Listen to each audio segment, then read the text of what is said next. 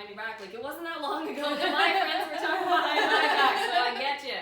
Yeah. And so, yeah, I mean, there's no timeline or script for anybody. No. You make do with the working parts that you have in your life, and you know, hopefully make something really nice out of it.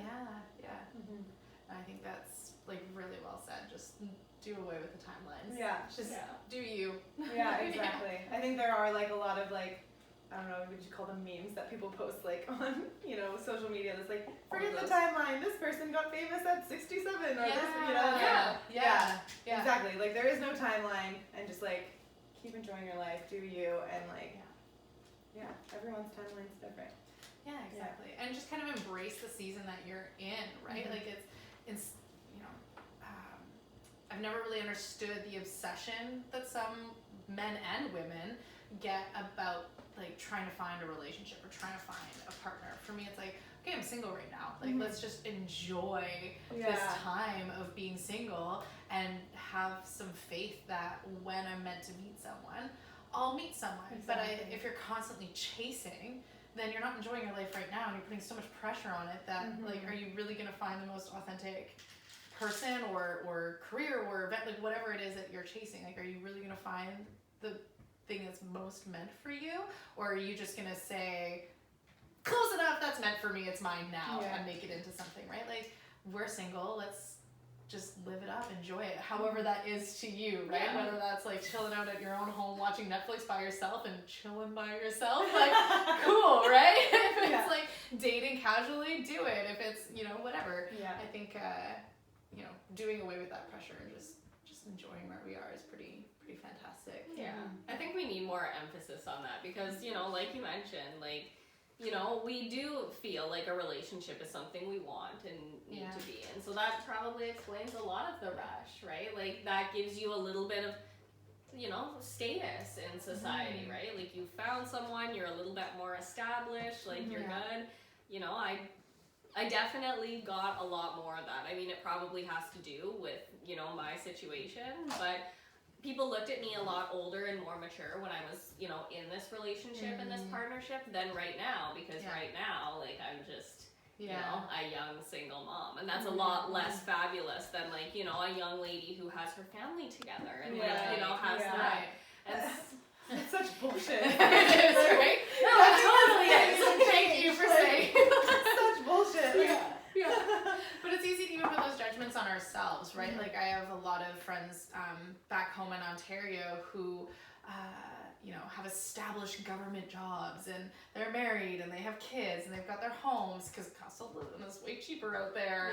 And for a while, I could be like, okay, well, I do have my career, and I've got a husband, and, like, you know, we've got a house, so, like, we're doing okay. And then when I got separated, it was really hard not to, like, be like, well, shit. Like, I now am single, I don't have a home, I, you know, am restarting a career, like, so it's hard to sometimes not put those judgments and timelines upon yourself, but I had an interesting experience of getting to go to one of my dear friends' weddings in May, and I was talking to her friends at the reception, and they're all extremely lovely people, and they all seem to be happy with their lives, but I was just like, oh my gosh, I'm so glad that, like, I've moved from this place and didn't fall into that same pattern.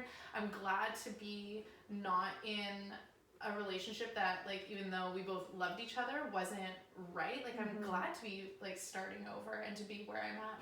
Like, I don't want all of that. And just feeling that sense of freedom of, like, oh, okay. Like, nice. Why am I comparing myself to something that I don't even want? Like, you know what I mean? Like, so I think that's part of the problem too, is not enough of us sit with ourselves and figure out, do we actually want the shit that we've been told that we're supposed to want, right? Do we actually want children? Do you actually want a mortgage? Do you want a 9-to-5 style career? Like, we just do it because that's what we're supposed to do. And I think that kind of leads to a lot of unhappiness as well, just doing what we think we should rather than what we actually want. I definitely, like, want a lot of things that other people have. I don't even want that. Like, you know, and when I actually think about it, I'm like, I don't even desire that. I have no, but because you're making it look so fabulous and desirable, like, you know, like, I do have a tendency to desire that. Like, so I definitely empathize with that position, because it definitely takes a lot of self-reflection and sitting with yourself and exploring. And I did for ages, right? It's only more recently that I'm just, like, recognizing that that's what I wanted, right? Like, when I was younger, I was very much, like, I had teachers who called me, like, a little rebel without a cause. Like, I was just, like, not interested in following the rules and the systems that were laid out before me. Like, I wasn't a bad kid by any stretch of the imagination, but it was just, like, you know, slightly off center, right? And but I distinctly remember a time towards the end of grade 11 being like, okay, if you want to succeed in this world, you have to play by their rules. And so I started trying to dress more like preppy, like more socially acceptable than like my goth punk ways. And like, you know, I went to, I didn't take like creative subjects in university. I tried to take the career path subjects, and got married and did all the things. And it wasn't until recently that I was just like, why did I do all of that? Like, I never really stopped at any point to make sure that that's what I actually wanted. I just kind of went out and did the things that I was supposed to and told myself that it was good. And that I was good for doing it, right? Like, yay, I'm winning at life because I'm like ticking all these boxes. But I like often felt like something wasn't right in my life. And I think that that's, you know, I would falsely put it on my husband, and I feel like awful for doing that because he didn't deserve it, but I would start to resent him, and it wasn't his fault that I was unhappy. I had signed up for a life that I didn't actually want. And really, like, I feel awful that I put him through that because it wasn't right for me. Like, I didn't know it, so it wasn't like an intentional thing, but, you know, he's signing on for a life with someone he thinks wants the same things that he does because I've convinced myself that I do. And then I did it. Right? So it's just kind of, I would encourage more people to like take that time to sit back and be like, what is it that actually speaks true to me? And maybe you do want all of those things that we're supposed to want. Maybe you do, and that's fantastic. But like, if you don't, that's okay. Being okay with taking that less beaten path, right? Exactly. Yeah. Yeah, it's crazy. Oh, life. Isn't it funny? Yeah. Like, when I went traveling, I met a guy that we clicked so well. We met traveling in like Edinburgh, Scotland, and then kind of parted ways, and then he came to Vancouver at one point, and then we went to Boston for New Year's, and then I went to Israel to see him, and then he was back in Colorado, so then I went and stayed with him in Colorado for a bit. But like, he's done all his traveling because like that's how we met. He was traveling the world. And like, I still want to do my traveling because like my dogs like kind of hold me back from that at this point. And so like, and he really wants kids and I really don't. So then it was like, like we get along really well and like everything's great, but like we want very different things in life and like have a future that's going to be completely different. So it's just kind of like, all right, we're only ever going to be friends. Like, So, Which is beautiful in its own right. You know, like I think sometimes we put so much pressure on like relationships. Like one way. Especially like opposite gender, right? Like if you're a heterosexual person, like identifying, then it's like you meet a guy and it's immediately like, are you relationship worthy? You know what I mean? We don't automatically go like, oh cool, new friend. It's just like, you know, so I think that having those friendships though are just as lovely and not any less wonderful or worthy, right? Even though they're not a romantic partner. No, and I think you can learn a lot about, you know, just people in general being outside, like having friends outside of your own gender, right? Oh, totally. Oh, 100%. Yeah, and that's actually what dating's been for me, is less about like trying to find a partner, and it's just been like, what kind of lessons can you teach me? You know what I mean? Like, you know, it could be something as like, I definitely don't want to date someone like you. But sometimes it gets like mirrored back to me, right? Like I met this one guy who was really great. We hit it off. But he was like, I need to focus on my career right now. Like nothing against you, but I really need to focus on my career.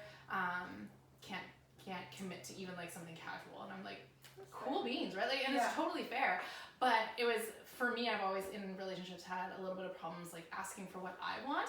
And it was funny because at the same time, that was actually my need as well, but I didn't want to vocalize that. And I was like, oh man, like I actually admire that this guy has the like personal power to say, this is what I need, and it's nothing against you, but Yeah. these are my priorities. Yeah. And I was like, oh yeah, that's good. Like that's Yeah, good. good for him. So it's like Yeah. a lesson for me as well to be like, okay, like there's nothing wrong with like laying that line in the sand and just saying, cool, like best of luck to you, but this is what I want. So it's for me less about finding a partner and more about like just getting to hear different human stories and having these interactions. And if we don't end up staying together forever, it's like, thanks for the lesson, thanks for the experience, or like the hilarious story to tell my girlfriends.